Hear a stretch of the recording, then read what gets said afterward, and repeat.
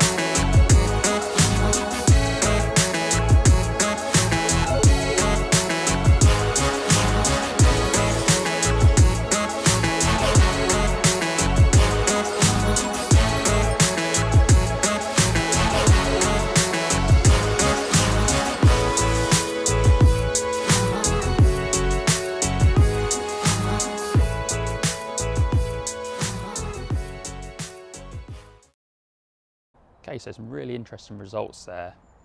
I did enjoy hitting that was great. It's definitely one of the better ping fairway woods I've tried since probably the old I-15s were out. They were a really good fairway wood. But I'll pop some numbers up on screen for you now to see. So the average ball speed there at 151, which is great. That's really high for me with the 3-woods. This definitely is doing what they're saying it was going to do. Average launch there at 10.2, so a touch low for me, but again it's not quite got the loft that I normally like to play on the 3-woods. Average spin there at 3.3, so same with the hybrid. What they've got in this, they've got that textured face, which I say is going to help reduce the spin on your shots. So 3.3 for me is pretty good. I've enjoyed hitting that there. Some good spin numbers with a 3-wood. Peak height there at 30, which again is a little bit low. I am hitting these off the floor, but it's a tiny bit low for me. And average carry there at 242, which is great. Anything around that 240 mark for me with a 3-wood's good. By the time you've got a bit of extra roll, that's sort of where I want that to sit. I don't want it going too far, or else there's not a lot of point in having a driver in the bag. So lowest there at 235, and the highest at 250, which is a real good hit for me. So this is certainly a fairway wood to give a go. I really enjoyed hitting that. The acoustics aren't quite there, I think, in relation to what the driver's done this year. That's sort of transformed and sounds a lot better. This isn't quite there with the acoustics, which you'll probably see in some of the clips. It's still quite loud and bold in your face. It depends whether you like that sort of thing in your fairway woods. Yeah, post your comments down below if you've given this a go. It's definitely one I'd recommend trying out. I've got some good numbers there. If I was looking for a replacement fairway wood, this is something I'd certainly look at putting in the bag. My social media links are also down in the description below, so if you don't mind giving me a follow on those, that would be great. And subscribe to the channel while you're down there. Thank you for watching the video. See you soon.